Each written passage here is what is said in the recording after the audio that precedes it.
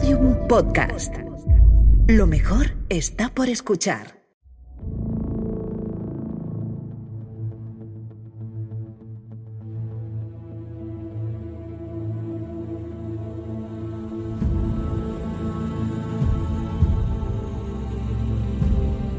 ¿Qué serías capaz de hacer con tal de no perder tu libertad? Hoy viajaremos a la ciudad de Ávido, donde seremos testigos de un pacto de sangre que aterrorizó a los macedonios.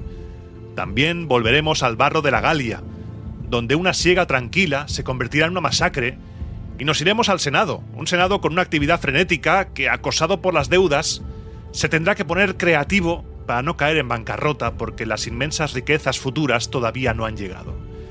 Coge tu Gladius, porque no hemos acabado de salir de una que ya nos metemos en otra guerra. Te doy la bienvenida a Roma Aeterna.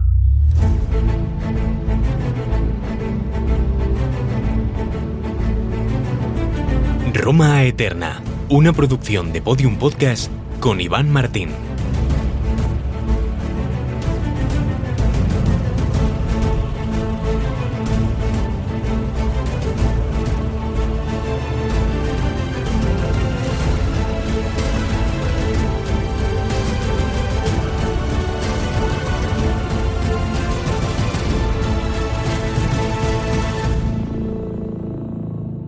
Programa 179 de Roma Eterna, 94 de la República.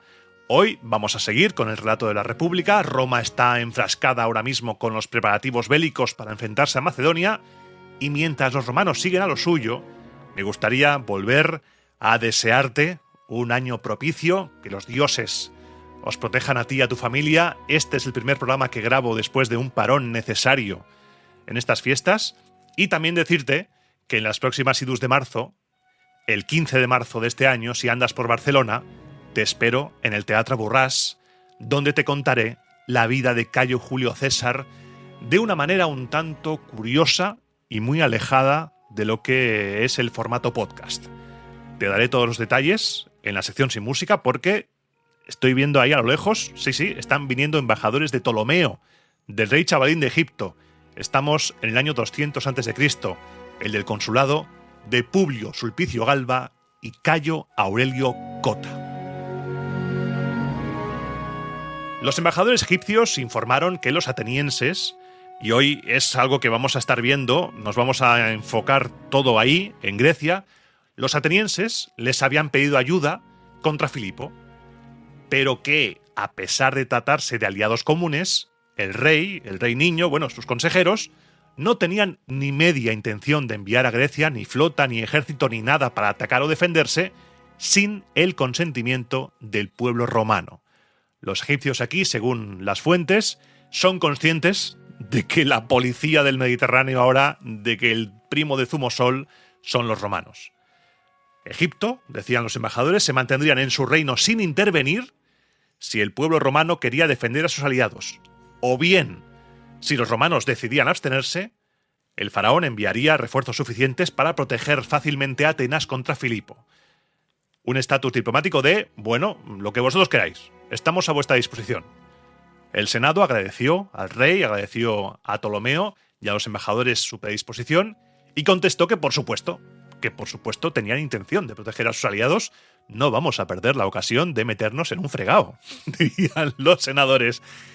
Si había necesidad de que ayudarais, le dijeron a los egipcios, os lo haríamos saber, porque los recursos de Egipto constituyen un apoyo sólido y fiel para la República. Así que, por decisión del Senado y como agradecimiento, se entregó a cada embajador un regalo de 5.000 sestercios.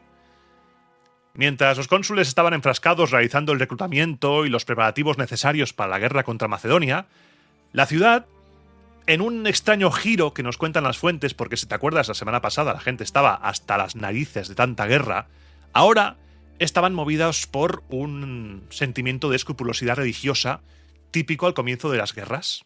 Roma era muy religiosa y se realizaron rogativas y plegarias recorriendo todos los altares.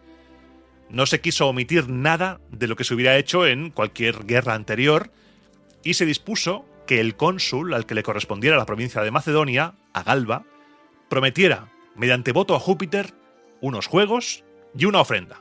Nada raro, hasta aquí todo normal. El voto público, cuando digo voto es el donativo, se retrasó porque el Pontifex Maximus, un tal Licinio, declaró que no se debía hacer un voto, un donativo, sin determinar antes su valor en dinero. Y esto es muy importante. Argumentaba el Pontifex que esa suma no podía usarse para la guerra y debía apartarse en el acto sin mezclarse con otros fondos, porque era dinero sagrado, porque si esto ocurría no se podía formalizar el voto. Aún así, a pesar de que el Pontifex dijo esto, el cónsul recibió instrucciones de consultar al Colegio de Pontífices si era válido formular un voto de importe indeterminado. Voy a hacer un donativo, pero ya te diré yo cuánto. Los pontífices dijeron que sí y que incluso era mejor así. Algo se está moviendo. El cónsul pronunció el voto repitiendo las palabras que se dictaban por el pontífice máximo, como era costumbre, eran las mismas con las que tradicionalmente se formulaban los votos quinquenales, con la salvedad de que en este momento se comprometió a financiar los juegos y los votos, la ofrenda, con la cantidad que el Senado estableciese en el momento de su cumplimiento. Este lío de importe puede parecer un follón, un cacao sin importancia y porque estoy loco, que también lo estoy, pero es que hasta ahora los grandes juegos se habían prometido anteriormente en 8 ocasiones y en todas se había fijado previamente el coste. Voy a financiar con voto a Júpiter unos juegos por valor de X sestercios. Por tal valor, si Júpiter nos da la victoria. Estos fueron los primeros en los que no se determinó la cifra. ¿Por qué? ¿Y por qué es tan importante? Porque se marca el momento en que la República Romana comienza a trampear su relación contractual con los dioses. Oficialmente, la Pax Deorum se debe mantener, por supuesto, pero en este momento el Pontifex Maximus defendía la vieja religión, las viejas costumbres, el contrato de te doy X cosa, divinidad aleatoria, introduzca su divinidad aquí, y tú me das Y. Pero el Senado impone una nueva religión, una nueva forma de hacer con vistas al expansionismo romano. Te daré lo que haya, lo que se pueda, porque la guerra es muy cara y no sé cuánto me va a sobrar. Las vueltas del pan, si eso ya te las doy. Algo se mueve en la política romana, está habiendo muchos cambios y donde sí que se mueve realmente las cosas es en el norte. Mientras todo el mundo tenía en la cabeza la guerra con Macedonia, nuestros viejos amigos, los galos, a los que ya echamos de menos, volvieron a dar señales de vida en forma de sus costumbres, rebelión y guerra.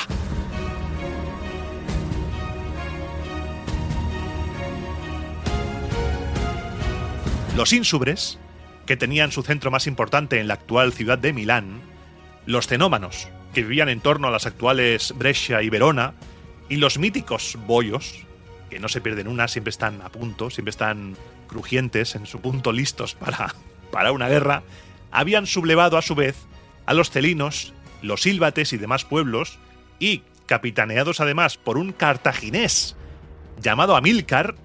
No tiene nada que ver con los Barca, no es ningún Barca, es un superviviente del ejército de Asdrúbal, que se había quedado ahí. Habían atacado, todos juntos, la colonia romana de Plaquentia. Tras entrar a saco en la ciudad y prenderle fuego casi completamente, dejaron unos 2000 hombres entre las llamas y las ruinas, cruzaron el río Po y marcharon sobre otra colonia romana, la de Cremona, con intención de saquearla. Ambas colonias, Plaquentia y Cremona, habían sido fundadas en el año 218 a.C., con el objetivo de controlar los territorios conquistados de la Galia Cisalpina, una zona que, como se está viendo a todas luces, no estaba ni tranquila, ni controlada, ni nada. Por suerte para los de Cremona, la noticia del desastre de Plaquentia llegó con tiempo para que los colonos cerraran las puertas, distribuyeran tropas por las murallas y se preparasen. Aquí por lo menos habría asedio previo al asalto, lo que les permitía también enviar mensajeros al pretor romano, que estaba al mando en la zona, a un tal Lucio Furio Purpurio. Lucio recibió el mensaje y supo al instante, como el meme, supo en ese momento que la había cagado, pues supo en ese instante que estaba en un marrón, en el que se había metido por culpa del Senado. porque el Senado había emitido un Senado consulto que le ordenaba licenciar a todo su ejército, a excepción de 5.000 aliados y latinos. Estos efectivos estaban estacionados en los alrededores de Arimino, pero no había más. Se había licenciado el resto. Sin perder tiempo, Lucio escribió al Senado rápidamente para informar de que estaba pasando algo muy grave. De las 2 colonias que se habían librado por los pelos de la tremenda borrasca de la Guerra Púnica, una, Placentia, había sido tomada y saqueada por el enemigo e incendiada casi hasta los cimientos, y la otra estaba siendo asediada. Su ejército, informó, no iba a suponer un apoyo suficiente para los colonos que estaban siendo asediados, a no ser que quisiera llevar al matadero a los 5.000 aliados enfrentándolos a 40.000 galos y elevar aún más la moral del enemigo, que ya estaba por las nubes, con la conquista de Placentia. El senador leyó la carta del pretor y decidió que el cónsul Cayo Aurelio Cota diese orden al ejército de presentarse en Arimino en la misma fecha que le había señalado para concentrarse en Etruria. Ya sabes tú que cuando hay movimientos de tropa y reclutamientos, se les ordena a los soldados, como te conté en el programa del ejército, uno de los programas del ejército, se les dice a la gente, vale, tienes que presentarte ante tu legión tal día, tal fecha, en tal lugar. En cuanto al cónsul, o bien acudiría personalmente a sofocar la sublevación de los galos, si podía hacerlo sin perjuicio para la República, o comunicaría por escrito al pretor Quinto Minucio Rufo que cuando llegasen a donde él estaba las legiones procedentes de Etruria, enviara a ocupar su lugar a los 5.000 aliados que defenderían Etruria, mientras tanto, y él marcharía a liberar la colonia del asedio. Esta última parte no le hagas mucho caso, cógelo con pinzas, porque esto de Minucio Rufo del movimiento con este pretor solo lo dice Livio. Dion Casio pone el peso de la operación, de toda la campaña, en el pretor Lucio Furio, y Orosio, otra fuente que nos habla también de este suceso, no dice nada. Además, Livio después nos dice que Rufo, que este Minucio Rufo estaba en el Brucio, en el sur, así que puede haber sido una confusión, puede ser un error, cógelo con pinzas. El Senado, que va a tener hoy una actividad frenética, como te decía en la introducción, no van a parar, hoy trabaja, hoy el Senado trabaja. También decidió enviar embajadores a África, primero a Cartago y después a Numidia, a Masinisa. A Cartago para informar de qué está pasando aquí. Que un ciudadano tuyo, Amílcar, al que habías dejado tirado en la Galia, vete tú a saber en qué campaña, porque Livio nos dice que no se sabía a ciencia cierta si era de una expedición de Aníbal o de una de Magón, aunque Dion Casio dice que fue por Magón, pues este señor estaba violando el tratado de paz, firmado en el 201, un año antes. Había levantado en armas contra el pueblo romano ejércitos de galos, de ligures. Vamos, los embajadores llevarían a Cartago un mensaje tajante. Si estimáis la paz, haced que este Amílcar pare, entregadlo al pueblo romano y calmaos un poquito. Al mismo tiempo, los embajadores recibieron instrucciones de comunicar también a Cartago que no habían sido devueltos todos los desertores y que, según se comentaba, gran parte de ellos andaban abiertamente por Cartago viviendo sus vidas tranquilamente, y eso no podía ser. Según el tratado, debían buscarlos, arrestarlos y devolverlos. Eso por la parte de Cartago. Los embajadores también, como te he dicho, tenían misión de ir a hablar con Masinisa. Con Masinisa era todo más sencillo. Llevaban órdenes de felicitarlo por haber recuperado el reino paterno y haberlo engrandecido además con la anexión de la parte más rica del territorio de Sífax. El reino de Numidia estaba creciendo. También debían comunicarle que se había emprendido la guerra contra el rey Filipo de Macedonia, porque había ayudado a los cartagineses, porque había cometido desafueros contra los aliados del pueblo romano en plena conflagración bélica de Italia, y le habían obligado a enviar a Grecia flotas y ejércitos, y esta había sido una de las causas fundamentales de que se retrasase la expedición a África al forzar a dividir las tropas. Vale, todo halagos, todo estupendo, y Masinisa diría, bien, y el motivo real era pedirle cosas. Pedirle que enviase un refuerzo de caballería, de jinetes númidas, para luchar contra Filipo de Macedonia. Pero no iban los embajadores con las manos vacías. La política tiene que hacerse con peticiones, con regalos y con cordialidad. Los embajadores entregaron regalos muy valiosos, vasos de oro, vasos de plata, una toga púrpura, una túnica palmeada, un cetro de marfil, como ya antes le había dado. Quizá esto es una duplicidad en el relato porque ya se le había dado una toga pretexta, una silla curul. Todo esto nos lo vuelven a decir. Es otra vez colmarle de honores y de dignidad real. Y además, no contentos con esto, el Senado le había dicho a los embajadores que dijeran a Masinisa que si le hacía falta algo, alguna cosa, lo que fuera, para consolidar y ampliar su reino, puedes contar con ello, Masinisa. Se le aseguró que el pueblo romano se esforzaría en proporcionarle la ayuda necesaria en reconocimiento por sus servicios. Jornada frenética para el Senado, ¿eh?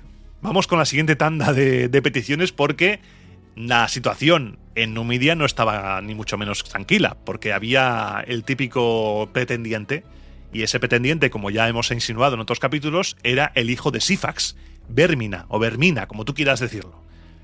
Llegaron embajadores por parte suya, y los embajadores intentaron salvar la cara del chaval, achacando la equivocación, el estar en el bando de Cartago por pecadillos de juventud, y echaron toda la culpa a la mala fe de los cartagineses, argumentando además que no entendían por qué el Senado romano estaba tan en contra de Vermina, ya que Masinisa también había sido enemigo de los romanos antes de ser su amigo. Vermina prometía esforzarse para que ni Masinisa ni ningún otro le ganase en buenos oficios, le ganase en predisposición para con el pueblo romano, y pedía que el Senado le reconociese como aliado, como amigo y como rey. El Senado respondió a los embajadores que su padre, Sífax, se había cambiado de bando de pronto, y sin motivo alguno y sin ningún tipo de provocación, se había convertido en enemigo del pueblo romano, y que él mismo, Vermina, había guerreado contra los romanos, había tenido su debut de sangre contra ellos. Se les informó que pronto estaría en África una embajada romana a la que el Senado encargaría hacer saber a Vermina las condiciones de paz. Él debía dejar en manos del pueblo romano la decisión sobre este asunto, y si quería añadir, quitar o cambiar algo de las condiciones, tendría que dirigir una nueva petición del Senado. Básicamente, los senadores le habían dicho a los embajadores de Vermina: háblale a la mano, que nosotros ya haremos lo que creamos conveniente. El cambio de posición, de poder en las relaciones diplomáticas se está viendo aquí, en este momento. Los embajadores enviados a África con estas instrucciones de Vermina fueron Cayo Terencio Barrón, que como curiosidad este señor es el cónsul derrotado en Cannas que sobrevivió y que no parece que esté bajo la señal de la infamia como sí los soldados, Espurio Lucrecio y Neo Octavio, asignándoles un a quien que reme a cada uno de ellos. Está siendo un programa muy de embajadas, muy de cartas, muy de Senado, sí, y ahora viene otra carta. Porque después de todo esto de Vermina se dio lectura en el Senado a una carta del pretor Quinto Minucio Rufo, el que estaba en el Brucio, diciendo que en Locros había habido un robo. Se había sustraído furtivamente durante la noche dinero del tesoro de Proserpina, y no había ninguna pista de los autores del crimen. El Senado se indignó de que no cesaran los sacrilegios y de que ni siquiera el caso de Pleminio, del que te hablé hace poco, disuadiera a la gente. Se encargó al cónsul Cayo Aurelio Cota la tarea de escribir al pretor Rufo, diciéndole que el Senado le ordenaba llevar a cabo una investigación exhaustiva acerca de este expolio, siguiendo la pauta de la que había llevado a cabo 3 años antes el pretor Marco Pomponio. Y esa pauta era devolver todo lo que apareciese, y en caso de que no apareciese todo, ponerlo del erario público, lo que faltase, hacer sacrificios expiatorios y seguir todos los ritos que se habían seguido en el caso anterior.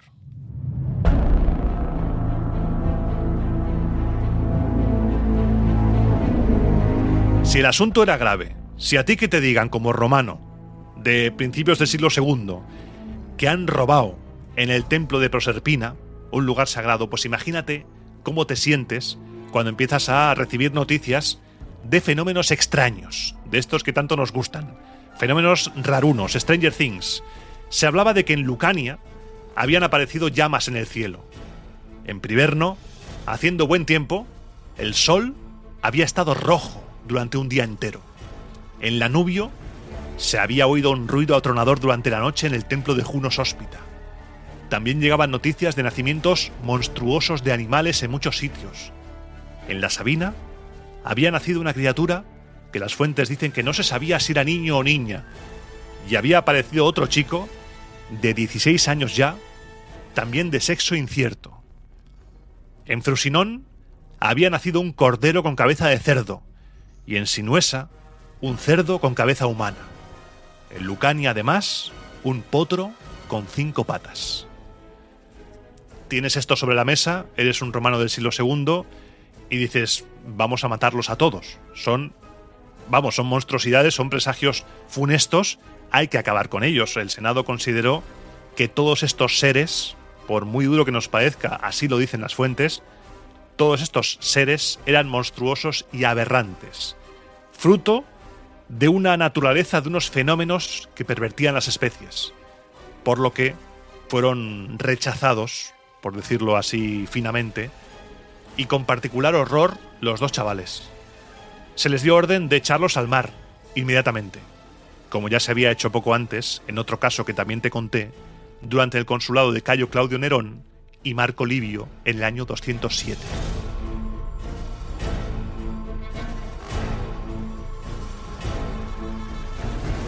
A pesar de todo, se pidió a los decémviros que consultasen los libros acerca de aquel portento y, ateniéndose a ellos, los decémviros prescribieron las mismas ceremonias que se habían realizado anteriormente. Continuidad, como con lo del robo, continuidad. Mandaron además que 3 coros de 9 chicas jóvenes recorrieran la ciudad cantando un himno a Juno Regina y le llevaran un presente, una ofrenda. El cónsul Cayo Aurelio se ocupó de que se cumpliese todo ello de acuerdo con el dictamen de los decémviros, y el himno fue compuesto por un tal Publio Licinio Tégula, igual que la otra vez, en el 207, lo había hecho alguien que quizá te suena, llamado Livio Andrónico, según recordaban los senadores. Este Livio Andrónico, en este momento nuestro ya estaba muerto. Una vez cumplidas todas las obligaciones religiosas, la expiación, todo, el dinero del templo de Proserpina fue recuperado, los culpables fueron castigados. No tenemos detalles, por lo que no me puedo meter más en ello porque no nos cuentan nada, simplemente nos dicen que se resolvió. Una vez dicho esto y resuelto todo, los cónsules querían salir a sus provincias, querían ya empezar la marcha. Pero en ese momento el Senado, obligado hoy a trabajar, a hacer horas extras, recibió la visita, toc toc, buenos días, de unos ciudadanos particulares. Muchos ciudadanos particulares que habían prestado dinero a la República en el año 210 durante el consulado de Marco Valerio y Marco Claudio, y ahora querían el tercer plazo del dinero que se les debía. Pero el erario público estaba en situación crítica. La semana pasada te conté que Roma recibiría una inyección de pasta increíble por toda la conquista de toda la guerra púnica, la victoria tal, pero aún no. Estamos ahí todavía en ello. No es automático, no es un bizum. Entonces, claro, el Senado reconoció que apenas alcanzaba el dinero para guerrear contra Macedonia, porque contra Macedonia había que costear grandes ejércitos, pagar una gran flota, todo el recurso que había disponible era para eso. Y aún así, en un acto curioso, el Senado reconoció los motivos de la queja de la gente, reconoció que eran justos los cabreos que tenían. Porque si la República pretendía utilizar para la guerra contra Macedonia un dinero que se había prestado para la guerra púnica, realmente lo que estaba pasando era que se estaba confiscando ese dinero. Por lo que, dando la razón a la gente y asumiendo que el Senado no podía devolver el dinero, se tomó una decisión intermedia entre lo que era justo y lo que se podía hacer. Había un montón de tierra puesta a la venta y los ciudadanos estaban dispuestos a comprar tierras, por lo que se pondrían a disposición de estos ciudadanos que tenían el Senado deudas con ellos, tierras públicas en un radio de 50 millas. Los cónsules tasarían las tierras y pondrían una renta de un as por yugada como reconocimiento de que se trataba de terrenos de dominio público Y de esta forma, cuando la República pudiese pagar, si alguno de estos ciudadanos prefiriera el dinero en lugar de la tierra, devolvería esta al pueblo, al Senado. Los particulares aceptaron esta propuesta de tierra a cambio de dinero, sí, bien, y aquel terreno, nos cuenta Tito Livio, recibió el nombre de Trientábulo, porque había sido cedido en sustitución de la tercera parte del dinero prestado. Es un follón, sí, es un lío. Tenemos aquí una situación en la cual el Senado tiene que hacer trampas, tiene que ingeniárselas como sea porque no puede devolver. Entonces, si tiene tierras, yo te doy tierras por el valor de lo que te debo y cuando tenga pasta, te las compro si quieres. Y si no, te las quedas. Muy bien. Y ahora sí, llega el momento. El cónsul Publio Sulpicio Galba, después de pronunciar los típicos votos en el Capitolio, salió de Roma con los lictores vestidos de uniforme militar y llegó a Brundisio. Incorporó a las legiones a los veteranos voluntarios del ejército de África, escogió algunas naves de la flota de Gneo Cornelio y un día después de zarpar de Brundisio, arribó a Macedonia. Allí se le presentaron unos embajadores de los atenienses pidiéndole que los liberara del asedio de inmediato. Inmediatamente envió a Atenas a Cayo Claudio Centón con 20 navíos de guerra y 1 millar de hombres, pues el rey no dirigía a Filipo, no dirigía personalmente el asedio de Atenas. En esos momentos estaba el rey atacando a Ábido después de medir sus fuerzas contra los rodios y contra Átalo de Pérgamo en 2 combates navales, y ninguno de esos había sido favorable, por lo que el rey tampoco estaba en su mejor momento. Aún así, Filipo estaba envalentonado por el tratado que había suscrito con Antíoco, el rey de Siria, con el que ya había acordado el reparto de las riquezas de Egipto, ya se habían repartido Egipto, que ambos reinos amenazaban desde que se habían enterado de la muerte de Ptolomeo IV en el año 203, que es el predecesor de Ptolomeo que está ahora, de Ptolomeo V del Chavalín. Livio nos explica el supuesto motivo por el que los atenienses estaban en guerra contra Filipo, y ya de paso, Livio nos deja una de sus faltadas, diciendo que los atenienses no conservaban nada ya de su antigua grandeza, solo el orgullo. Como alguna vez te he contado, que los griegos en ese momento eran vistos como seres decadentes, personas ya en decadencia, y que lo único que tenían de bueno era el pasado glorioso, pero que no se les veía como personas a respetar casi, según se desprende de las fuentes. Livio nos cuenta que 2 jóvenes acarnanes, sin estar iniciados, habían entrado en el templo de Ceres durante los días de la iniciación, con el resto de la gente, ellos entraron ahí sin saber que estaban concurriendo en sacrilegio. Y claro, no estás iniciado, no tienes ni idea, hablas con la gente y se notó al instante que no estaban iniciados y que no eran parte del culto. Hicieron preguntas fuera de lugar, se descubrió que no estaban iniciados y a pesar de que era evidente que habían entrado por equivocación, que era un error, que no había maldad, fueron conducidos ante los sacerdotes del templo y estos los mataron como criminales. Los acarnanes, obviamente cabreados, pusieron en conocimiento de Filipo lo sucedido. Mira, Filipo, que me han matado a 2 chavales. Filipo dijo, vale, encantado.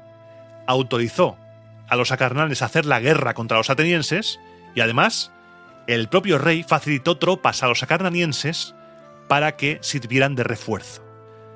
Por lo que el ejército que se formó empezó a devastar la región de Ática, regresando después a Acarnania con un botín enorme, habiendo vengado a esos 2 chavales con la devastación, y este fue el primer motivo del enfrentamiento, según Tito Livio, de la crispación de ánimos entre los 2. Luego ya se llegó a una guerra en toda regla, porque Atenas declaró la guerra a Acarnania.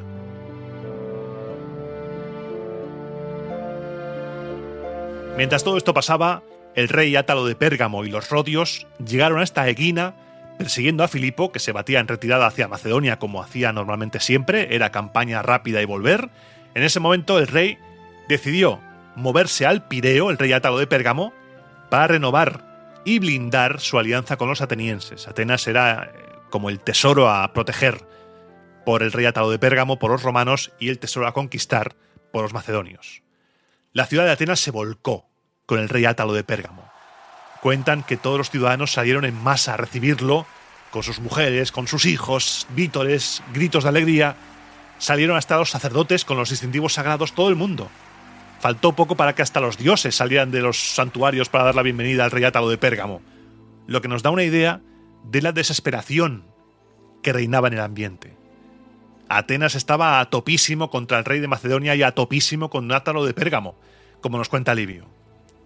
En ese momento se convocó una asamblea para que el rey de Pérgamo expusiese sus planes, contara a la gente qué podía hacer, qué iba a hacer para resolver todo esto. Pero Átalo prefirió no hablar en persona.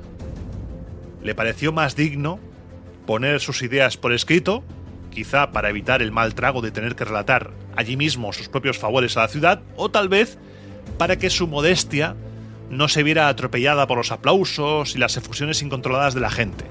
Sea como fuere, envió una carta a la asamblea por WhatsApp. Les dijo por WhatsApp lo que quería hacer. Y en esa carta, tras reseñar los méritos con la ciudad y enumerar sus acciones contra Filipo, lanzaba un aviso clarísimo. Había que ir a la guerra ya. Ahora que contaban con él, con los rodios y sobre todo con los romanos, era el momento. Porque si dejamos pasar este momento ahora, tenemos ahí el momentum, si dejamos escapar la ocasión, hemos perdido. Es ahora o nunca. Después hablaron los embajadores rodios, que traían bajo el brazo un buen argumento. El argumento era que acababan de recuperar y devolver 4 naves de guerra atenienses capturadas por los macedonios, y con este panorama, la decisión fue aplastante, fue unánime. Se aprobó por abrumadorísima mayoría la guerra contra Filipo. Una vez todos contentos, todos de acuerdo, danzas, como si fuera esto el final de una película de Star Wars, ahí en el pueblo de los Ewoks, llegan los honores. Honores exagerados. Primero para Átalo.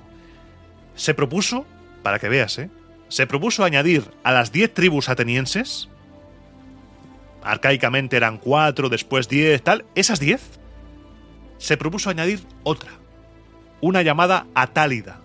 Esto es tremendo, porque estas 10 tribus, esta organización territorial había sido propuesta por Clístenes en el siglo VI, hace 300 años por lo menos. Esto era la base sagrada de la democracia de Atenas. Romper ese número sagrado de 10 tribus era, y me vas a disculpar la expresión, era lamerle las botas a un rey extranjero, demostrando hasta qué punto Atenas ya no era la Atenas del siglo V, del esplendor, de Pericles. Una Atenas desesperada.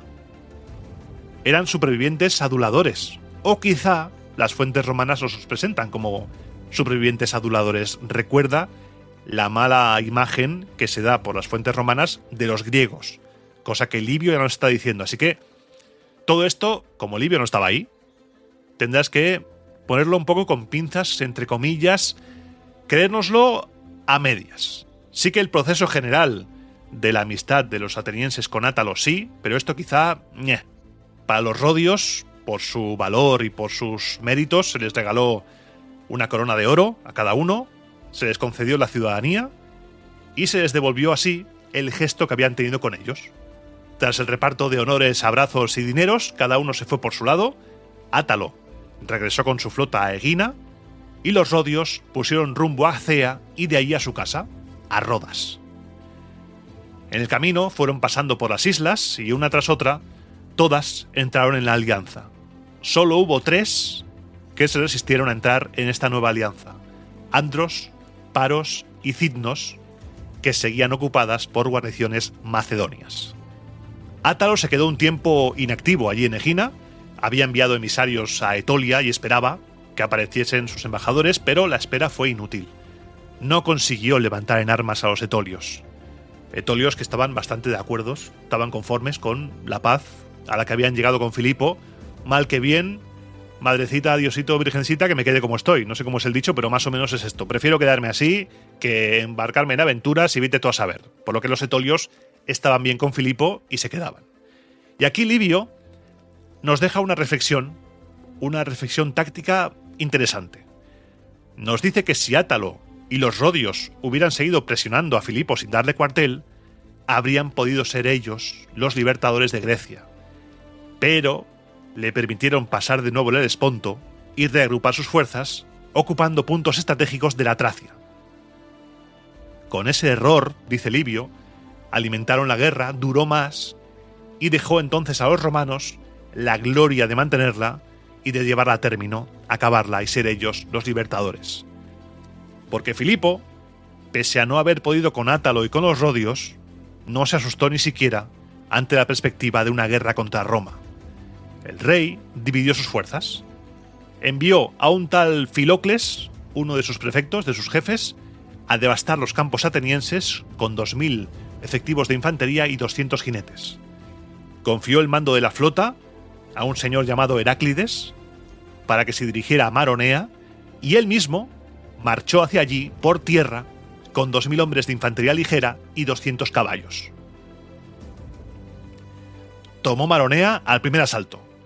A continuación cayó Eno, aunque con grandes dificultades, y gracias a una traición, la traición de Calímede, el prefecto de Ptolomeo que mandaba en la plaza. Después se apoderó de otras fortalezas, cayó Cipsela, cayó Dorisco, cayó Serreo. El avance continuó hacia el Quersoneso. Ocupó Eleunte, Alopeconeso, que se rindieron voluntariamente. También se entregaron Calípolis, Maditos y algunas fortalezas menores. Pero en Ábido la cosa cambió.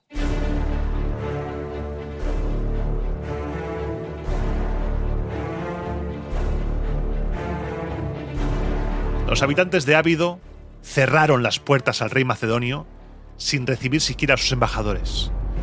Y este asedio retuvo a Filipo durante largo tiempo. Lo triste de todo esto que te voy a contar es que los aliados fallaron estrepitosamente. Átalo de Pérgamo se limitó a enviar 300 hombres para ayudar.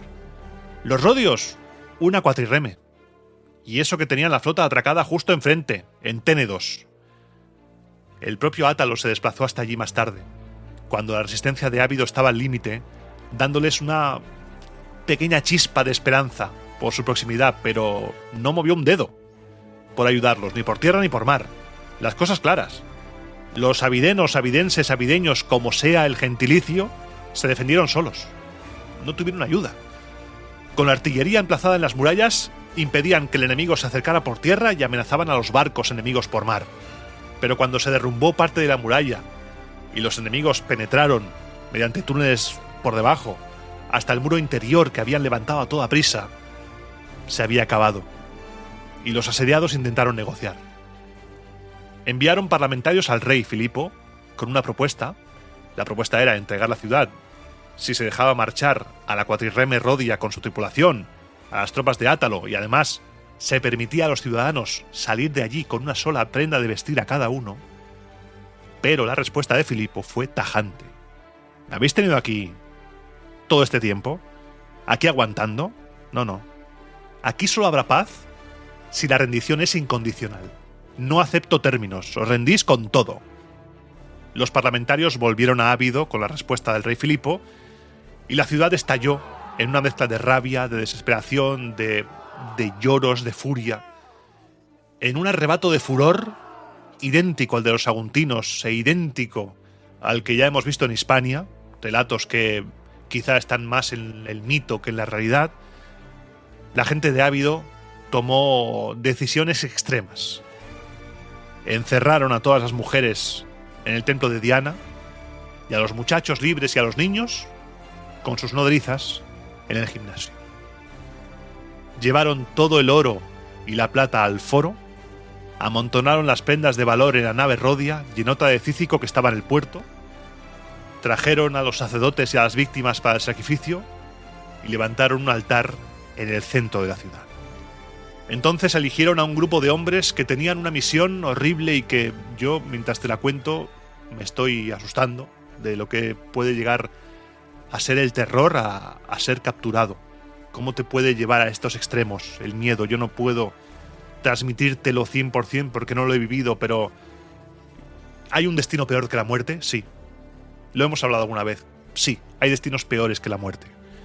Por eso eligieron a un grupo de hombres con una misión, y era que en cuanto vieran caer a los suyos combatiendo en la brecha del muro, debían matar inmediatamente a las mujeres a los niños, tirar al mar el oro y la plata de las naves y prender fuego a todo, a los edificios públicos, a los privados, todo.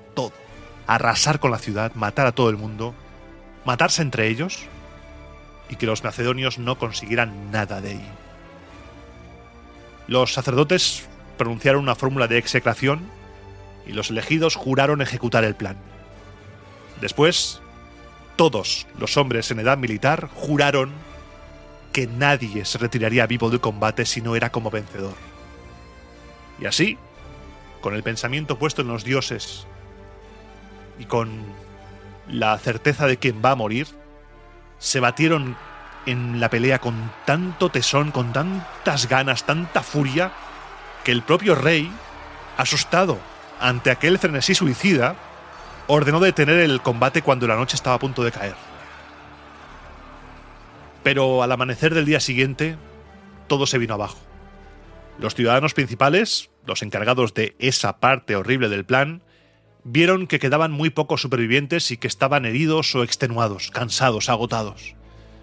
Así que enviaron a los sacerdotes, con sus cintas sagradas, a entregar la ciudad a Filipo. Romperían el juramento. Y justo antes de la rendición de Ábido, se produjo un encuentro clave. El más joven de los 3 embajadores romanos enviados a Alejandría, Marco Emilio, de común acuerdo con sus compañeros fue al encuentro de Filipo, nada más llegarle la noticia del asedio. Y el romano fue directo. Se quejó de la agresión contra Átalo y los rodios y sobre todo protestó por el asedio de Ábido, que estaba teniendo lugar en ese momento. El rey intentó escudarse en que había sido Átalo primero quien había atacado y los rodios quienes habían iniciado hostilidades. Pero entonces Marco Emilio le lanzó la pregunta incómoda que no suelen recibir los reyes, y le dijo: ¿también fueron los de Ábido los que te atacaron primero? Filipo no estaba acostumbrado a oír las verdades a la cara, como buen monarca, o como buen líder militar de máximo nivel. Aquellas palabras le parecieron insolentes e inaceptables para dirigirse hacia un rey. ¿Cómo te atreves? ¿Cómo te atreves? Y le respondió, con altivez le dijo: tu edad, tu porte y sobre todo tu nombre de romano te hacen bastante insolente. Por lo que a mí respecta, mi mayor deseo es que respetéis los tratados y os mantengáis en paz conmigo. Ahora bien, si me hacéis la guerra, os daréis cuenta de que el reino y el nombre de Macedonio me hacen sentir tan orgulloso o más como a vosotros el de romano. Mi nombre es tan noble como el vuestro.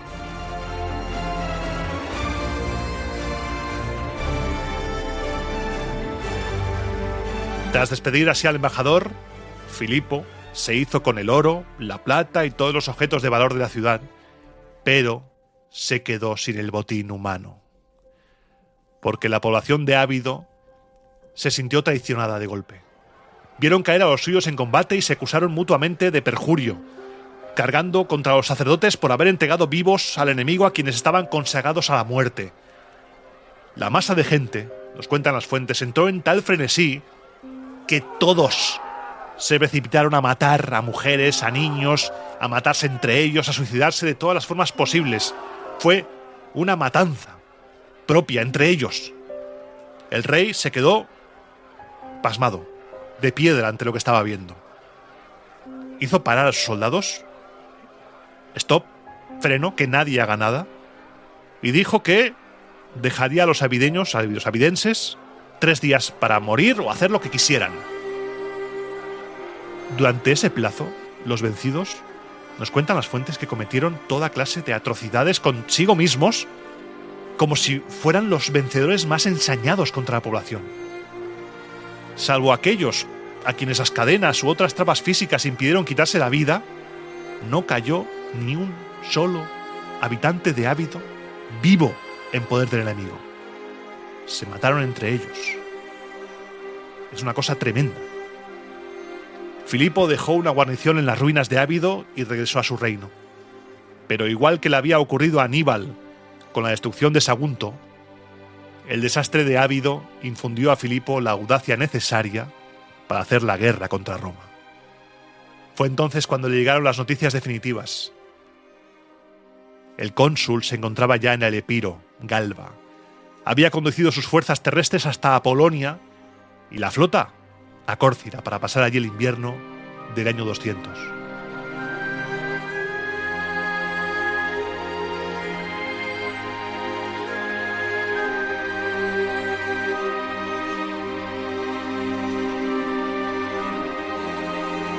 Mientras todo esto pasaba, la diplomacia seguía en el sur.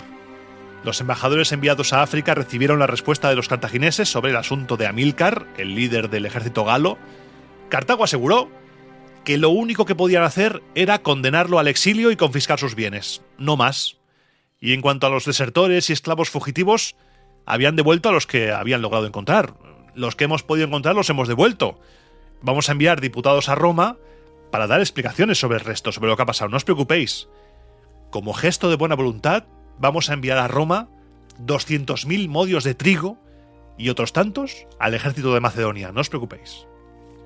Los embajadores se fueron desde allí de Cartago hacia Numidia para ver a Masinisa y a Vermina.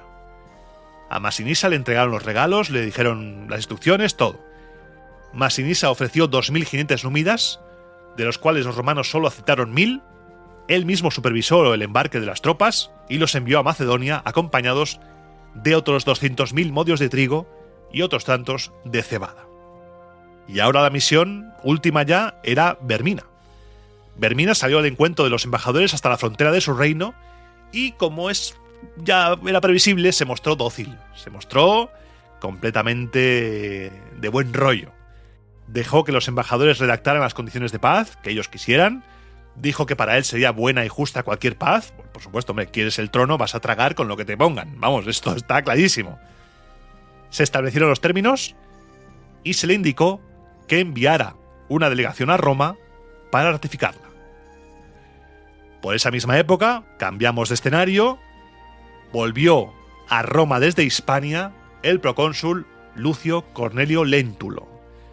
Léntulo, como viene siendo costumbre, en el templo de Belona, dio cuenta al Senado de las operaciones que había llevado a cabo después de tantos años de servicio en Hispania con energía y con éxito, y pidió autorización para entrar en triunfo en la ciudad.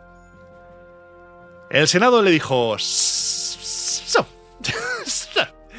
sí, reconocemos que mereces un triunfo, sí, Lucio Cornelio Léntulo, te lo mereces, eso no te lo va a quitar nadie, pero hay un problemita. La tradición, esa tradición con T mayúscula a la que se invoca cuando no se tiene voluntad de hacer algo, la tradición no recoge ningún precedente de nadie anterior a ti que hubiese marchado en triunfo sin haber operado en calidad de dictador, de cónsul o de pretor. Y tú, Léntulo, has gobernado la provincia en Hispania en calidad de procónsul. Léntulo se debió quedar de piedra diciendo: ¿En serio? ¿En puto serio? ¿Me estás diciendo que porque soy procónsul no me vas a conceder el triunfo?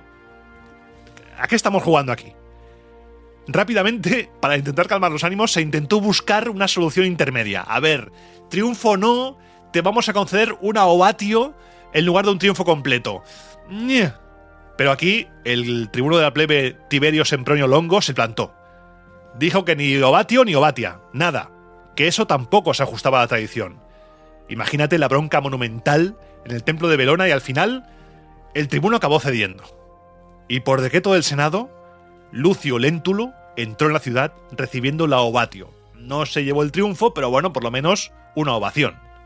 Y el botín fue considerable. El botín que trajo Léntulo, vamos, aportó al tesoro 43.000 libras de plata, 2.450 de oro y repartió 120 ases a cada uno de los soldados.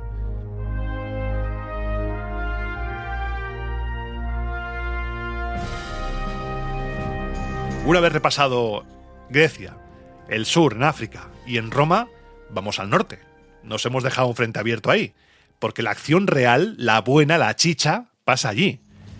El ejército consular ya se había movido de Arretium a Arimino y para cubrir huecos, los 5.000 aliados latinos fueron de la Galia a Etruria. Vale, tenemos el tablero dispuesto. Entonces, el pretor Lucio Furio Purpurio partió a marchas forzadas desde Arimino para enfrentarse a los galos que sitiaban Cremona. Perfecto. Estableció su campamento muy cerca, a apenas 1500 pasos del enemigo, y Furio tuvo la oportunidad de atacar a los galos rápidamente y acabar con todo rápido. Los galos estaban dispersos por los campos, sin una guardia, sin nada, pero en ese momento el romano dudó, porque sus hombres habían hecho una marcha forzada, estaban cansados, decidió no atacar porque prefirió que descansaran. No vamos a pecar ahora de imprudentes, toda la Segunda Guerra Púnica ha sido una historia de imprudencia, vamos a calmarnos un poquito. Pero ese respiro permitió a los galos reaccionar, porque vieron a los romanos. Los gritos de los suyos los hicieron volver de los campos, soltar el botín y prepararse. Al día siguiente, ambos ejércitos salieron al campo de batalla. Los romanos aceptaron el combate, aunque apenas tuvieron tiempo de formar las líneas ante la velocidad del ataque galo, que atacaron al instante casi. Atención a la disposición táctica que nos la cuenta Livio. A la derecha en primera línea y las 2 legiones romanas en la reserva, o sea que primero formaban las tropas aliadas. Y mira el cuadro de mandos porque está lleno de nombres ilustres, gens, familias que nos suenan ya. Marco Furio, ¿te suena? Marco Furio Camilo, por ejemplo, pues este descendiente de los Furios, mandaba a la derecha. Marco Cecilio las legiones, Lucio Valerio Flaco, los Valerio Flaco, la caballería. Y además el pretor se guardó a 2 legados, a Cayo Letorio y Publio Titinio, para tener ojos en todas partes y reaccionar ante cualquier imprevisto. Los galos intentaron la jugada clásica Gala 101, concentrar todo lo gordo en el centro para romper el ala derecha, todo en un punto, y al ver que no funcionaba, cambiaron de táctica e intentaron rodear la formación romana, flanqueándolos, aprovechando que los galos eran numéricamente superiores. Cuando el pretor se percató de esto, se dio cuenta de lo que estaba pasando, reaccionó de libro, sacó las 2 legiones de la reserva y las colocó a derecha e izquierda del ala aliada para alargar el frente y evitar la maniobra envolvente. En ese momento crítico, prometió con voto un templo a Júpiter si lograba la victoria y ordenó a Lucio Valerio Flaco lanzar los jinetes contra las alas enemigas para frenar la maniobra. La táctica funcionó. Al estirar las líneas para flanquear, los galos habían debilitado su propio centro. Furio ordenó cargar allí, cerrando filas. Los jinetes rechazaron las alas y la infantería rompió el centro. La masacre fue total. Los galos volvieron la espalda y huyeron en desbandada hasta su campamento.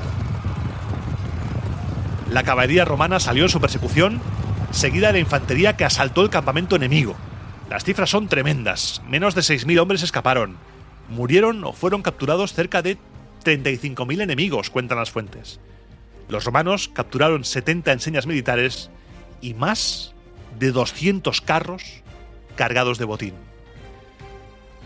En aquella batalla cayó, parece ser, Amílcar, el jefe cartaginés, junto a 3 generales galos que eran famosos, aunque no nos dicen el nombre, o al menos eso cuenta Tito Livio en ese momento, porque el muy zorrupio, se contradice a sí mismo y más adelante nos dirá que este mismo Amílcar será capturado vivo años después. El Amílcar de Schrödinger.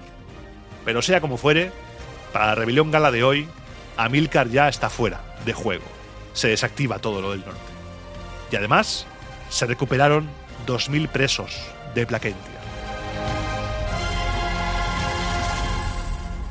Fue una victoria total que desató la euforia en Roma, donde se decretaron 3 días de acción de gracias. Eso sí, el cónsul Cayo Aurelio Cota, una vez resueltos los asuntos en Roma, partió a toda prisa hacia la Galia para asumir el mando de un ejército que ya había ganado la guerra, para así recibirlo de manos del pretor victorioso. Mientras tanto, en Grecia, el invierno del año 200 a.C. paralizaba las grandes campañas militares, pero abría la puerta a las pequeñas operaciones, esas pequeñas operaciones especiales que a veces deciden guerras y que va a ser nuestro último episodio de hoy. El otro cónsul, Sulpicio Galba, estaba en Apolonia, como te he dicho antes, pasando el invierno. Pero la flota romana, enviada desde Córcira, ya estaba en el Pireo, bajo el mando de Cayo Claudio, el Pireo en Atenas. Su llegada levantó la moral de los aliados, que estaba por los suelos, como te puedes imaginar. Y se notó, porque las incursiones terrestres desde Corinto cesaron y los piratas de Calcis, que hacían del mar un peligro, dejaron de asomar el hocico más allá del estrecho del Euripo. Las cosas se calmaron. Viendo a los romanos dijeron, vamos a descansar un poquito. A las naves romanas se sumaron 3 cuatrirremes rodias y 3 naves descubiertas atenienses. Claudio pensaba que con eso ya era suficiente para defender a Atenas, pero se le presentó en ese momento una oportunidad de oro. Porque unos exiliados de Calcis le contaron que la ciudad de Calcis era vulnerable, que los macedonios, confiados en que no tenían enemigos cerca, vagaban descuidados y los habitantes no se preocupaban de la defensa. Claudio dijo, interesantum, querido amicus, interesante. No se lo pensó, navegó hasta Sunio y esperó a la noche para no ser visto. En plena noche, avanzó y llegó a Calcis justo antes del amanecer. Fue una operación de película, ¿eh? De película. Claudio eligió a un grupo reducido de hombres que escaló los muros, estoy haciendo el gesto con las manos como de escalar, aunque no me ves, escalaron los muros por la zona menos poblada, subieron, mataron a los centinelas como en las películas, desde atrás, rotura de cuello Steven Seagal o degollándolos, mataron a los que estaban dormidos, a los que estaban desprevenidos, a todos, entraron y abrieron las puertas desde dentro. Y una vez dentro se desató el caos. Los romanos se repartieron por toda la ciudad e incendiaron todo lo que encontraron. Edificios públicos, el foro, graneros, el arsenal, todo, maquinaria bélica, todo, a tomar viento, todo. La matanza fue indiscriminada, ahí cayó hasta el apuntador. Los que huían, los que resistían, todos. Entre los muertos cayó incluso Sópatro, que era el acarnano que mandaba la guarnición. Los rodios, por su parte, asaltaron la cárcel y liberaron a los prisioneros que Filipo había hecho y que había encerrado allí. Tras destrozar y mutilar las estatuas del rey Filipo de Macedonia, dieron la señal de retirada. Embarcaron el botín, regresaron al Pireo y celebraron. Lo más grande, celebraron. Al vandalizar las estatuas de Filipo, Roma le estaba diciendo al rey y a toda Grecia que Filipo ya no era intocable, que su poder ya no era suficiente aquí. Había un nuevo sheriff en la ciudad. Fue una declaración de guerra personal que las fuentes cuentan que enfureció mucho más a Filipo que la pérdida de la ciudad. La mutilación simbólica de las estatuas es un temazo, ¿eh? Es un temazo que aún hoy se sigue haciendo. Por ejemplo, tengo la memoria con lo de Kuwait, Saddam Hussein, las esculturas cayendo de Saddam Hussein, por ejemplo. Es un gesto simbólico de caída de poder. Y mientras los barcos se retiraban y volvían al Pireo para celebrar, el momento ya que cierra este programa, nos quedamos con el gran what if, con el gran y si de todo esto. Livio tiene clarísimo que si hubieran tenido tropas suficientes para ocupar Calcis en lugar de saquearla y huir, habrían arrebatado a Filipo el control del estrecho del Euripo. El Euripo es clave, porque si las Termópilas eran la llave de Grecia por tierra, el Euripo lo era por mar. Filipo ha perdido un ejército posiblemente aliado en Italia, ha sufrido la mutilación de su escultura, está viendo cómo los romanos están ya en Atenas, están ya en Grecia, se le queman los almacenes en sus propias narices, la bestia está herida, y cuando una bestia está herida, se vuelve muy peligrosa. La guerra en Macedonia no ha hecho más que empezar.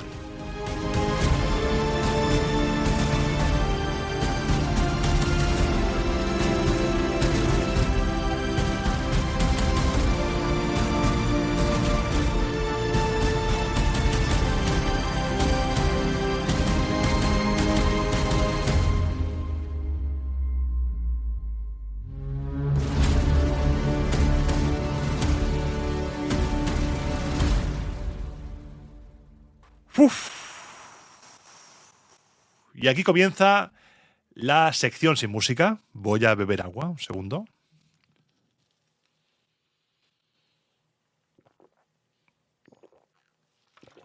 Aún tengo mal cuerpo por lo de ávido, ¿eh? Joder. Madre mía. Claro, es que, como te decía en el programa, hay destinos peores que la muerte. Por supuesto. Por supuesto. Sí, que es mejor vivir. No, depende cómo. Tú caes preso de los romanos en una guerra así, o caes preso de los cartagineses, o de los macedonios, de cualquiera. Cae esclavo. Prefiero morir, o sea, a vivir así. Te lo digo. Sección sin música. Esta es la primera sección que grabo en 2026, porque tuve que hacerlo con antelación para tener un descanso necesario, porque llevaba mucho tiempo sin darme unos días, a menos de descanso, y lo necesitaba. Necesitaba estas fiestas para reagruparme y para volver con más energía que nunca. Muchas gracias por llegar hasta aquí, por escucharme, por embarcarte. Si es tu primera vez en Roma Eterna, embarcarte en esta aventura maravillosa, que espero que te guste. Gracias por tu apoyo. Feliz Año Nuevo, como te digo, ya está. Este es el último día ya que digo Feliz Año Nuevo, ya no es legal. A partir de aquí ya no es legal decir Año Nuevo. Y hoy en esta sección sin música tengo que contarte dos cosas que ya te he contado, pero hay que volver a contarlas. Lo primero, 15 de marzo de este año, Idus de marzo. Tenemos algo muy especial. Tenemos en el Teatro Borràs, en Urquinaona, en el centro de Barcelona, a las 12 de mediodía, una hora además genial para que vengas con la familia, con tus hijos, con quien quieras, con todo el mundo. Y luego te vas a comer. Luego te vas a comer unas patatas con garum. Lo que quieras. Tenemos César, el hombre que desafió a Roma. Y déjame que te cuente, porque es algo que nunca he hecho y me tiene con ansiedad comida. Pero no ansiedad mal, ansiedad bien. Ansiedad de decir, hostia, este es un reto nuevo, porque no es un podcast en directo. No vas a ver un podcast en directo. Vas a ver un monólogo, show teatral, en el cual mi intención es vestirme de senador romano. Yo seré un senador romano. El nombre está por dilucidar todavía. Voy a ser un senador romano que estaba dentro de la conjura de Julio César. Yo voy a interpretar a un senador que estaba metido en el ajo para matar a César, pero no estaba muy convencido de ello. Porque más por presión familiar, ya que César pues no le caía mal. César era majete, organizaba buenas fiestas. Es un senador, es un bon vivant este senador, es una especie de apicio este señor. Este señor quiere vivir bien, le gusta vivir bien, le gusta comer bien, por lo que César, bueno, meterse en conjuras, la sangre mancha mucho. Entonces el monólogo empieza con el asesinato de César. Vamos a empezar por el final, el asesinato épico tal cual, y cuando se abra el telón, tú verás el cuerpo de César ahí, tapado con su toga, tapado ahí, pero el cuerpo muerto de César. Entonces yo llego ahí y descubro que he llegado muy tarde. Entonces voy a ser la deshonra de la familia, tal y cual, pero me enfado con el cadáver también porque no solo era un senador, sino que también en mis ratos libres era el biógrafo de César, el biógrafo perdido de César. Entonces con eso vamos a repasar su vida, sus éxitos, sus vergüenzas, sus triunfos, sus mentiras, los grandes mitos. Vamos a intentar arrojar luz sobre su biografía y tú desde el público seguramente formes parte de toda esa miríada de dioses que tenían los romanos y quizá tengas que decidir si César merece ser divinizado o no. Entonces yo te espero el 15 de marzo. Está las entradas a la venta en la web del grupo Balañá, Balañá en Viu, y está. Si buscas Balañá Roma Eterna, sale. Y yo te espero ahí, porque voy a intentar montar un show con recreación también. Habrá gente de recreación, si lo consigo. Podrás hacerte fotos con soldados romanos. O sea, va a ser todo el friquismo. Si estás por Barcelona y quieres rebozarte en friquismo, va a ser una mañana de friquismo absoluto. Porque además es muy cerca en fechas de lanzamiento de mi tercer libro, de Roma Victa, que sale el 26 de marzo, por lo que también habrá un stand ahí con cosas de quizá, no sé si podré tener el libro, no creo, pero habrá publicidad para que puedas reservarlo, precomprarlo, lo que tú quieras, y va a ser un eventazo absoluto. Eso por una parte. Y luego por otra, que ya está en la web, los viajes, se han modificado los viajes. Ahora los viajes son a través de Vía Épica, una agencia en la cual estamos varios divulgadores y se hace todo mucho más sencillo porque tú vas a la web, ve a la web viaepica.es y no solo tienes el viaje de Roma Eterna, tienes el viaje de Antigua Roma al Día, de Néstor Marqués, puedes irte al mundo nórdico con Laia San José Beltrán, tienes también viajes con el barroquista, va a haber más divulgadores metidos, o sea, podrás elegir viajes de autor, viajes a la historia, que te van a flipar. Y el viaje de Roma Eterna de este año, que será en septiembre, está en la web viaepica.es, buscas ahí Roma Eterna y ahí te sale. Igualmente yo pongo todos los enlaces tanto en el grupo de Telegram como en el grupo de WhatsApp, en el canal de difusión. Que si no sabes, tienes ahí en mi perfil de Instagram y de Twitter Roma Eterna FM, Instagram Roma Eterna Podcast, tienes un enlace con todos los enlaces, con el canal de Telegram, el canal de WhatsApp, todo. Puedes encontrarlo ahí porque en el grupo de Telegram, por ejemplo, aparte del canal, hay un grupo en el cual la gente va hablando, se está formando una comunidad muy chula, a la cual quiero mandar un abrazo desde aquí, porque me encanta, yo voy siguiendo las conversaciones, a veces participo. Una maravilla, una maravilla. Y esto es lo que quiero hacerte spam hoy. Hoy spam. Y también decirte que espero que las fiestas hayan ido bien, que no hayas tenido muchas broncas familiares. Yo, por mi parte, han sido unas fiestas tranquilas, con mi madre, tranquilamente. Bien, son también fechas en las cuales echas de menos a los que no están, pero yo espero haberte hecho compañía con el programa de Aníbal de Nochebuena, con el programa de las carreras en Nochevieja. Me lo pasé muy bien grabándolos y sabiendo que quizá pues, te he hecho un poco más llevadero momentos más duros, pues eso hace que valga la pena cualquier esfuerzo, cualquier punto extra que yo pueda dar para que estés acompañado o acompañada, estés ahí con las cositas romanas. Y hoy espero que el programa te haya gustado. Estamos ya encarando la guerra de Macedonia, va a ser el enfrentamiento dentro de nada. Estamos entrando ya, me da vértigo cambiar de siglo, porque estamos en el 200 ahora, invierno ya del 200, vamos al 199. Y que en este siglo van a pasar muchas cosas. Y que nos quedan 99 años del nacimiento de César, por ejemplo, también. Y es como, se vienen cositas. A ver, ¿dónde estamos el año que viene? A final de año. Bueno, a ver dónde estamos, porque tenemos ahí todavía, en este siglo segundo, viene todo lo del rey de Bitinia, viene todo lo de Numidia, van a venir cositas. Tendremos al final lo de Mario, Sila, la República, los hermanos Graco. La República entra en una fase. Si tú creías que lo de Cartago era el final de la República y dices, aparte, vas a flipar. Te lo digo yo. Uy, paradita. Vas a flipar. No te vayas. Porque los próximos años, tanto del relato como del podcast, prometen. Yo te garantizo que vamos a darlo todo para que flipes y para que sea un fin de república, estos 2 siglos que nos quedan de república, sea alucinante. Yo por mi parte, diciéndote como siempre que si quieres me escribas a romaeternapodcast@gmail.com, que te suscribas al podcast, que lo compartas con todo el mundo, que si quieres me puedes apoyar en Patreon, en el botoncito azul, donde tú quieras, pero que lo más importante es que me escuches y que lo compartas con todo el mundo, que hables de Roma Eterna con los demás, y deseándote que tengas una semana, tanto tú como los tuyos, fenomenal, que los dioses te sean propicios. Me despido y como siempre digo, te espero. Pasaré lista, ¿eh? Te espero la semana que viene, algún día lo haré, en el próximo programa de Roma a Eterna.